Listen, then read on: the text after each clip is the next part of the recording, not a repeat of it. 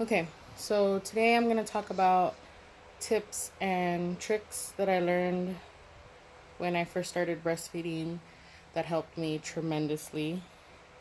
She is 10 months, she's teething, which was one of my biggest fears. And hopefully, someone who doesn't know anything about breastfeeding and hasn't been told enough things about breastfeeding when you first start this journey, this might help you. I've posted other videos which are more like encouragement videos or you got this videos. Today I'm going to show you some of the stuff that I use that helped. First of all, there are tons of creams out there, nipple balms and stuff.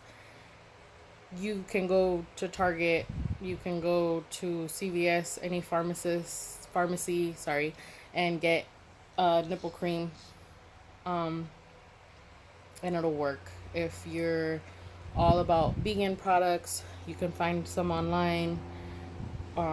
Any baby store, you can find anything, anywhere. That is the number one thing that will help you with this process. I didn't get a nipple cream until maybe a week after I had already started breastfeeding. I didn't know how important and how much of a lifesaver this nipple cream was going to be.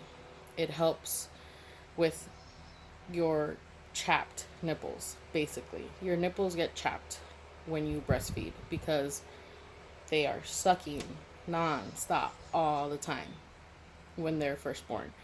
Also, when they go through growth spurts, which can be the third day or the third month or the third week. You don't know when their growth spurt is going to hit, but they want to eat all the time. And if you're only breastfeeding, you're going to feel it. Okay, so one of the main things is how they are actually sucking on the nipple.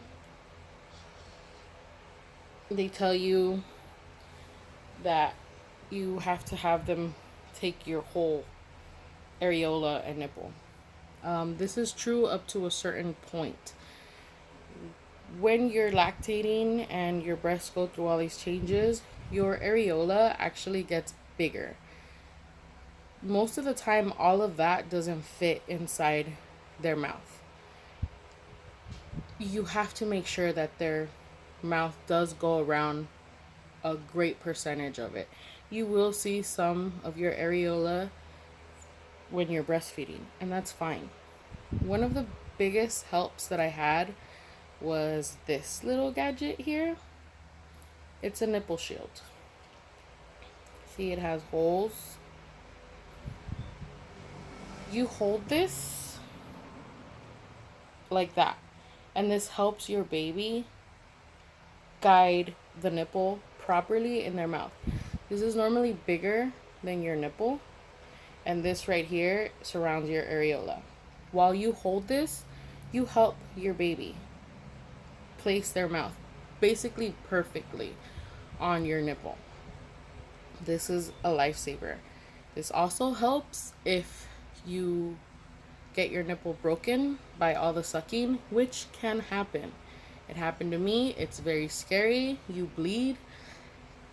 And if you want to keep breastfeeding, this right here helps you so that you can heal and still breastfeed. But she can't keep tearing off the scab, and it's a help. Another thing I discovered were these milk catchers. When you first start breastfeeding, you are leaking all the time. When you have a bra and you have padding and all kinds of stuff to keep you from exposing all your leakage, you dry out your nipple if you're not wearing nipple cream, and even if you are, you still dry out your nipple, and pressing down on it hurts like hell. So this lets your nipple breathe. It has space in there so that your nipple is actually not being compressed, and you can breathe. It takes so much pain away and off your nipple. This one is sealed. It comes with an open and sealed one. Be careful with this one. You lean over, your milk will fall out. You do leak a lot. You make a ton of milk when you're breastfeeding. Your body is working 24/7 making milk so that your baby can eat. You pump, you feed. That's basically your routine. Hand expression of milk is a lot less painful on your nipple than the machine. But again, the cream helps. Also, there are attachments for your nipple because some of us have very little nipples and some of us have big nipples.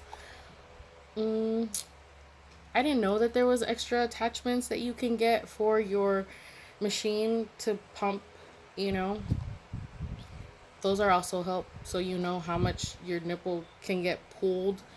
It can get pulled aggressively, especially if you're trying to hurry it up and you're rushing and you have a million things to do, because when you're not feeding, you're pumping, and when you're not pumping, you're trying to sleep, and when you're trying to sleep, you have a million things to do and you need to eat, and oh my god, you need to eat.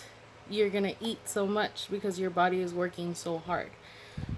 That is something I learned and picked up as I went along, and I hope this helps somebody out. Good luck to all my mamas out there. Breastfeeding is some hardcore shit next to giving birth. If you are up to it, you can do it. There is tons of help out there for you. You got this.